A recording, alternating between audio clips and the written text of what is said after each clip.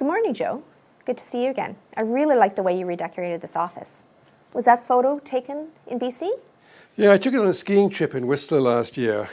We took the whole family and we had an amazing time. And this picture really intrigued me. So we got it blown up. So here it is on the wall. So obviously you like it.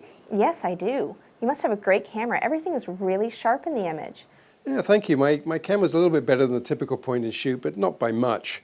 But I really don't do a lot of photography, to be honest. Just don't have any time. Do you do a lot of photography? I think I'm like you. I enjoy taking pictures, but not likely to make it more than a hobby. But I do like taking pictures of the mountains. Makes me realize it's time for another vacation. However, I do have a few questions for you this morning. Do you still have a few minutes available right now? Sure, I do. So let's fire away, Stephanie. First question. Has management assessed the risk that the financial statement may be materially misstated due to fraud? Well,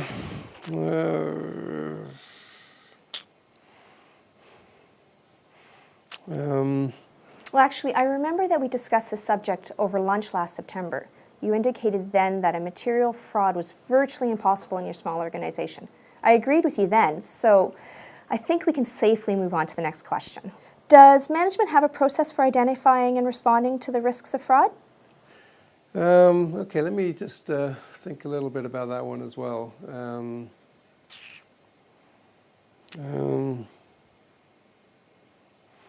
Maybe I can help you here again. I know you tell employees that if they're caught stealing in your store, they will be fired immediately. That shows good tone at the top, so I think that covers off this question quite well. Next question. How does management identify and respond to the risks of fraud? We have never addressed fraud risk because we've never had a fraud. So I'm not sure what the answer is. But you do have a zero tolerance policy for stealing. We just mentioned that. So that is identifying and addressing fraud risk. I'll put that down as your answer. That sounds great to me, Stephanie. Good, thank you. Has management identified any specific risks of fraud, or have any frauds been brought to their attention? Oh, golly. Let me think for a second. Well, no frauds have actually occurred in your entity. And it's, in my opinion, they are likely to occur, of course, in the near future. And no response should cover this question just fine? Sounds good to me. Next question. In what class of transactions, account balances, or disclosures are risks of fraud likely to exist? Oh boy, they don't get any easier. Let me think about this one for a second. Golly.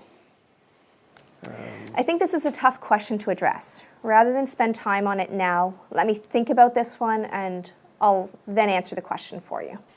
Thank you, Stephanie. You're being really helpful. This is great. Next question. Do you have any knowledge of any actual, suspected, or alleged fraud affecting the entity?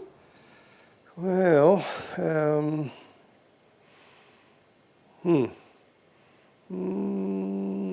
You know something? I remember you firing a warehouse clerk a couple of years back for stealing, but there's never been anything since then. That's right, Stephanie. You've got an excellent memory. That's great. Glad you're here. Well, that's all I have to ask. I appreciate your time in responding to these questions. Before I go, is there anything else that I have not asked that I should know about? Well, I was thinking about this, but I should probably tell you that we received a significant HST assessment last month in respect to unrecorded cash sales. You know, that nasty competitor of ours called Revenue Canada, stating that we were offering significantly reduced prices if people paid in cash. We had an audit team in here from Revenue Canada, and unfortunately they found a fair bit of evidence to support their claim. Our lawyer has indicated to us that we should pay the revised assessment and not make a fuss about it. So what do you think? Oh, I think we need to talk a little bit more about this.